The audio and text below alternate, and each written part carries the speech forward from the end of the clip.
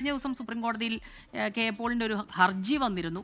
മാധ്യമങ്ങൾ ഈ വാർത്ത റിപ്പോർട്ട് ചെയ്യുന്നത് അത് തടയുക, ആ രീതിയിൽ പിന്നെ വധശിക്ഷയുടെ ഒരു ഡേറ്റ് പറയുന്നു.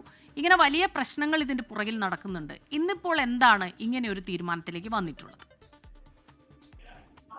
തീർച്ചയായും സ്മിത സൂചിപ്പിച്ചതുപോലെ തന്നെ ഇന്നലെ ഹൈക്കോടതിയിലടക്കം സുപ്രീം കോടതിയിലടക്കം ഈ കേസുമായി ബന്ധപ്പെട്ട കെ എം പോൾ സമീപിച്ചിട്ടുണ്ടായിരുന്നു. ഇതിന്റെ കൂടി പശ്ചാത്തലത്തിൽ തന്നെയാണ് ഇപ്പോൾ ഈ save Nimisha Priya council, action council പ്രവർത്തനം നിർത്താൻ ആലോചിക്കുന്നത്. അതിൽ ഈ കെ എ പോളിന്റെ ഇടപെടലുകളെ തുടർന്ന് തന്നെയാണ് ഇത്തരമൊരു തീരുമാനമെന്നാണ് ഈ ആക്ഷൻ കൗൺസിൽ അംഗങ്ങൾ വ്യക്തമാക്കുന്നത്. അതായത് ഇത്തരത്തിലേക്ക് തെറ്റിദ്ധരിപ്പിക്കുന്ന തരത്തിലുള്ള പ്രസ്താവനകൾ നടത്തുന്നു, ഒപ്പം തന്നെ തെറ്റിദ്ധരിപ്പിക്കുന്ന, കോടതിയെ പോലും തെറ്റിദ്ധരിപ്പിക്കുന്ന തരത്തിലുള്ള ഇടപെടലുകളാണ് ഈ കെ എ പോളിന്റെ ഒരു ഭാഗത്ത് നിന്നുണ്ടാകുന്നത്. ഇത് ഈ ആക്ഷൻ കൗൺസിലിന്റെ പ്രവർത്തനത്തെ ആകമാനം തെറ്റിദ്ധരിപ്പിക്കുമെന്നും ഒപ്പം തന്നെ ഒരു ഈ ആക്ഷൻ കൗൺസിൽ ഇതുവരെ സ്വീകരിച്ചു വരുന്നിരുന്ന നടപടിക്രമങ്ങളുണ്ട്, ഇതിനെയൊക്കെ തന്നെ അത് ബാധിക്കുമെന്നുമുള്ള ഒരു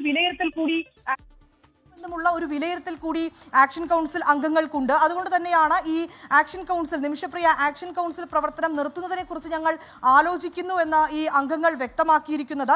അതിൽ ഏറ്റവും ഒരു അന്തിമ തീരുമാനത്തിലേക്ക് എത്തുക, അത് കാന്തപുരം AP അബൂബക്കർ മുസ്ലിയാരുമായി സംസാരിച്ചതിന് ശേഷമായിരിക്കും ഇതിന്റെ ഒരു അന്തിമ തീരുമാനത്തിലേക്ക് ഞങ്ങൾ എത്തുക എന്നുമാണ് ആക്ഷൻ കൗൺസിൽ അംഗങ്ങൾ പറഞ്ഞിരിക്കുന്നത്. ഇന്നലെ തന്നെ ഈ സുപ്രീം കോടതിയിൽ ഈ നിമിഷപ്രിയ ആക്ഷൻ കൗൺസിൽ അഭിഭാഷകനായ സുഭാഷ് ചന്ദ്രനൊക്കെതിരെ രൂക്ഷമായിട്ടുള്ള വിമർശനങ്ങളൊക്കെ ഉന്നയിച്ചാണ് കെ പോൾ രംഗത്തെത്തിയിട്ടുണ്ടായിരുന്നത്.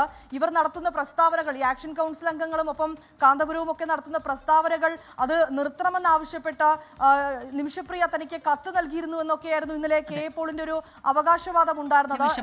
ആക്ഷൻ കൗൺസിൽ പിരിച്ചുവിടുന്നു എന്ന വിവരമാണ് ഇപ്പോൾ വരുന്നത്. വിനിത വിജിയാണ് ഈ വാർത്തയുടെ വിശദാംശങ്ങൾ നമുക്ക് നൽകിയത്.